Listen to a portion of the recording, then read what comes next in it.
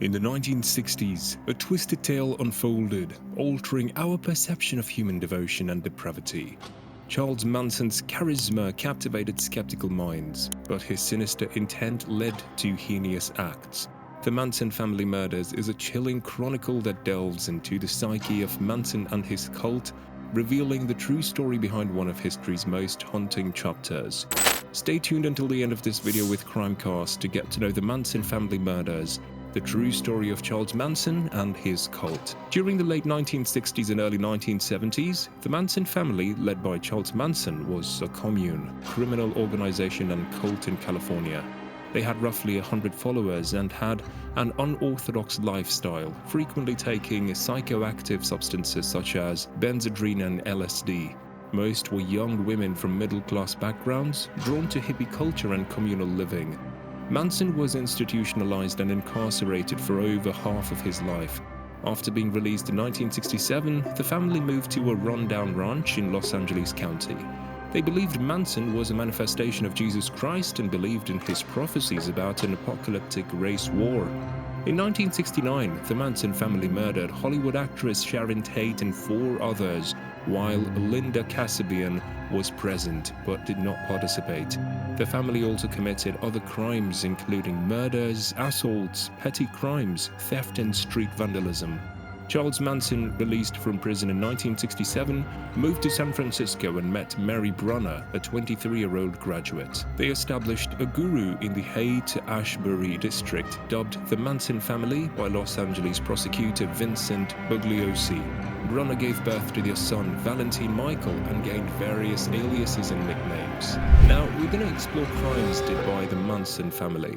Crow shooting. In 1972, Bernard Crow shooting occurred at the Franklin Garden apartment in Los Angeles, California.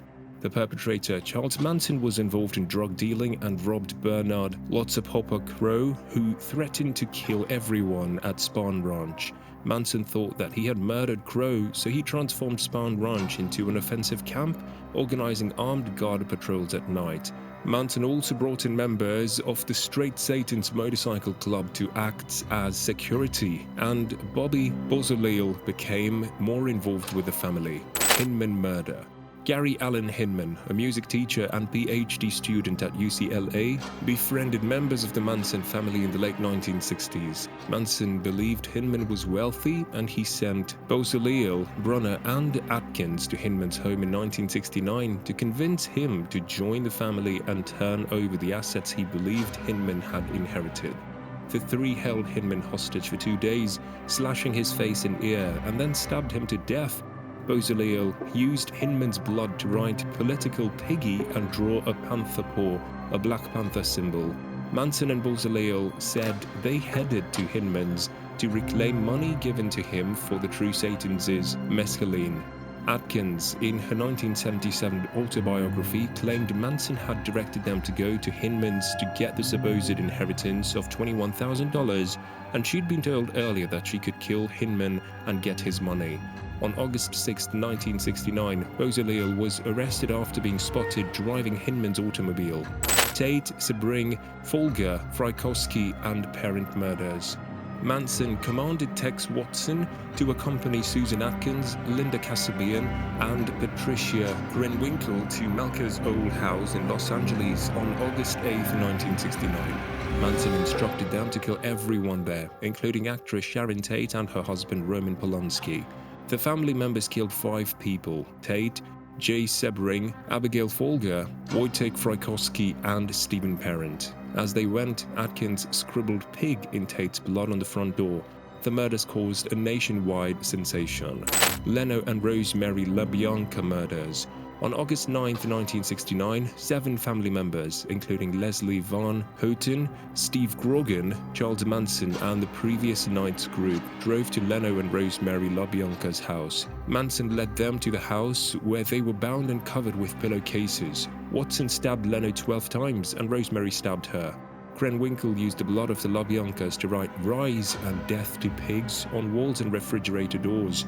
Manson directed Kasabian to drive to an acquaintance's home, and Kasabian allegedly thwarted a murder by deliberately knocking on the wrong door.